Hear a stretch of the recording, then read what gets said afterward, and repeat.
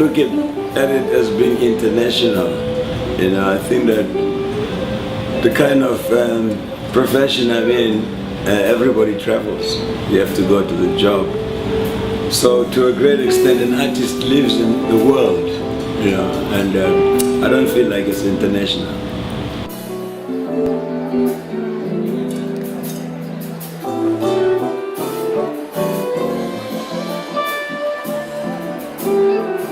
As most borders, because they were, you know, they were put there artificially. The original natives of every continent did not put the frontiers up like they are today. So it's kind of fake for me, but I have to get my visas, but I go to the world, I live in the world.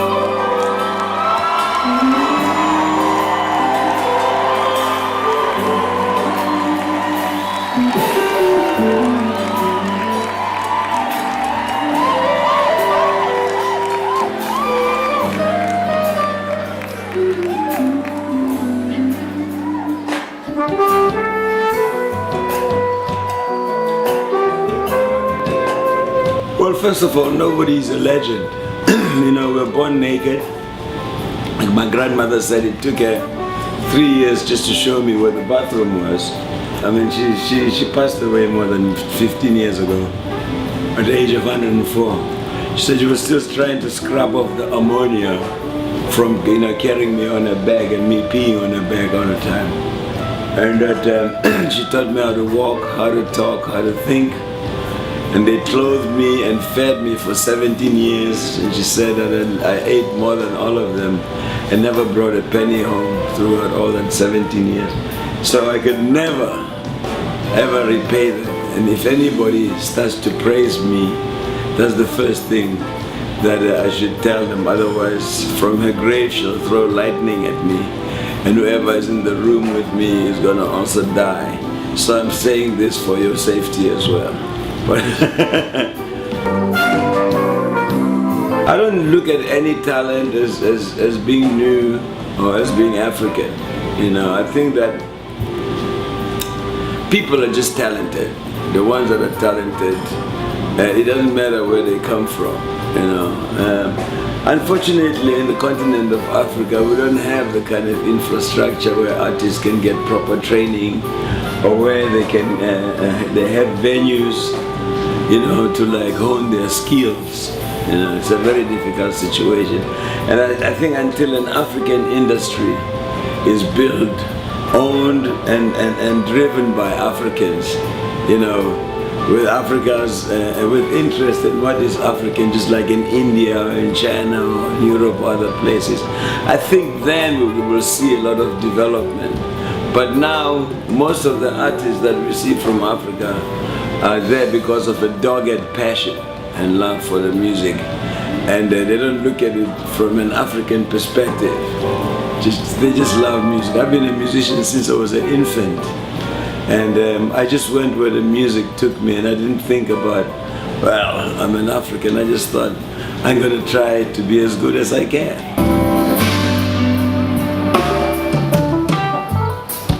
With Africans, we still think we're Caribbeans or we're African Americans, and like we have a whole world that we don't know. So until that connects, I think that it will be only those people who have unrealistic passion who will see come out of Africa.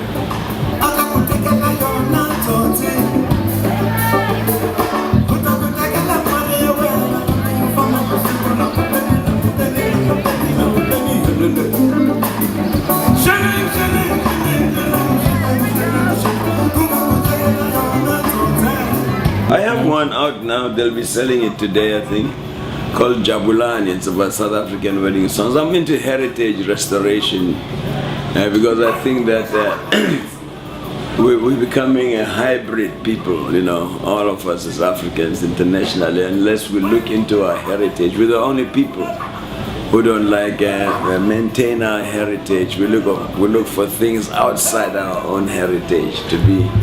And I think that if heritage restoration doesn't happen, by the time your grandchildren grow up and they ask them who they are, they're going to say, they say we used to be Africans long ago.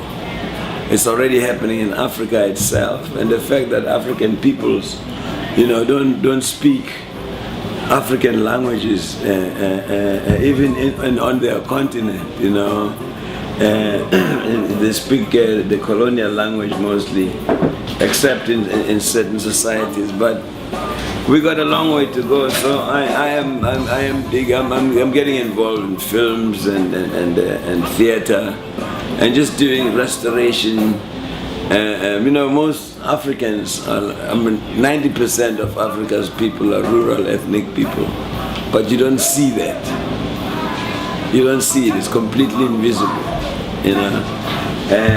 because to a great extent, between like colonization and advertising and religion, African people internationally have been convinced basically that their heritage is pagan, heathen, backward, primitive, barbaric, savage, all those words. And it's the only thing they can't take away from us. You know what I mean? But we're not using it. And we have the most diversified of any society. The International African Society has the most diversified cross-section of heritage culture, especially performance and arts, And I'm looking that way. But I'm also I did 32 tracks with Larry Willis, who was the first piano player I played with. We went to school together. He's from Harlem.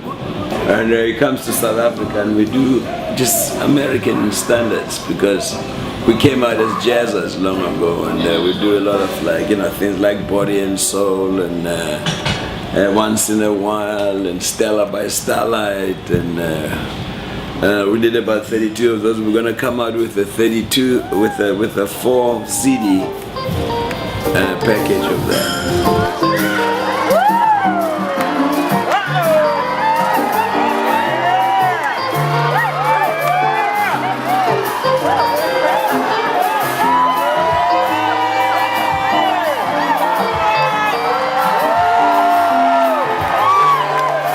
Things that are of value, that are about people, not about the people that you come from, or if you can identify with the majority of the people's world, the world's people, who are mostly like disadvantaged, underclass people.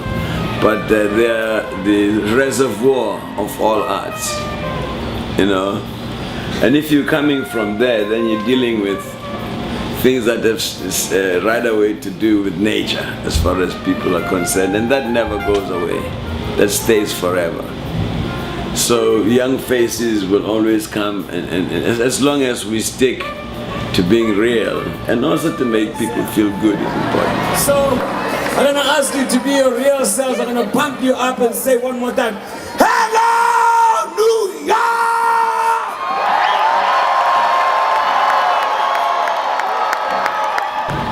I got a lot of friends in New York, because I started here. I came to music school here 51 years ago. And I formed my first group here and started playing at the Village Gate in 1963. I have formed a lot of friendships here. I lived here for a long time. I lived in Los Angeles for a long time, but I lived in both cities. And I grew up from both cities, but New York is for me like an old home, and it's always good to play here, because it's where it started. I got to come and pay homage to the trees and the birds in New York.